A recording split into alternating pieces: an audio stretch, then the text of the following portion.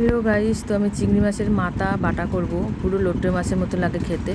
চিংড়ি মাছের মাথাগুলো পরিষ্কার করে নিলাম, নিয়ে ওর মাথা একটা নোংরা থাকে সেটা ফেলে দেবো, চোখ দুটো ফেলে দেবো, দিয়ে ওর মধ্যে একটা গোটা রসুন, গোটা পেঁয়াজ আর গোটাটা টমেটো দিয়ে, আর 4-5টা কাঁচা লঙ্কা, লঙ্কার গুঁড়ো, নুন, হলুদ হলুদ কড়া বসিয়ে দিলাম। কড়ার মধ্যে তেল দিলাম, তেল দিয়ে বেশি করে তেল দিয়ে ওর মধ্যে আমি চিংড়ি মাছ বাটাটা দিয়ে দিলাম, দিয়ে নাড়াচাড়া করে দেখুন কত সুন্দর।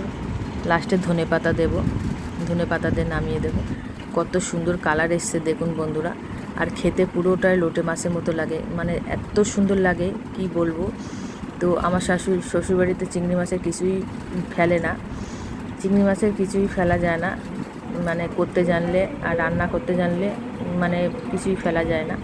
শুধু চিংড়ি মাছের চোখ দুটো আর ভিতরে একটা ময়লা সেরা থাকে সেটা, আর চিংড়ি মাছের মাথায় একটা ময়লা থাকে, এটা ফেললেই খাওয়া যায় সব কিছু। তা অসাধারণ হয় খেতে, পুরো লোটে মাছের মতো লাগে, দারুণ। কালারটা কত সুন্দর এসছে।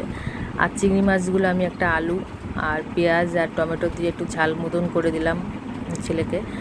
তো চিংড়ি মাছগুলো খুব সুন্দর ছিল বন্ধুরা, দারুণ ছিল। আর এটাও রান্নার পরে আমি একটু ধনেপাতা দিলাম, আর শুধু পেঁয়াজ আর টমেটো দিয়ে ঝালটা করলাম আমি, কোনো বেশি কিছু মশলা দিলাম না। তো অসাধারণ হয়েছিল, দুটো রান্নায় খুব সুন্দর হয়েছিল। চিংড়ি মাছের মাথা বাটা আর চিংড়ি মাছের ঝালটা দারুণ হয়েছিল বন্ধুরা, কত সুন্দর হয়েছে বন্ধুরা। তোমরা অতি অবশ্যই বলবে তোমাদের কেমন লাগলো, ঘরে এরমভাবে ট্রাই করবে। টাটা।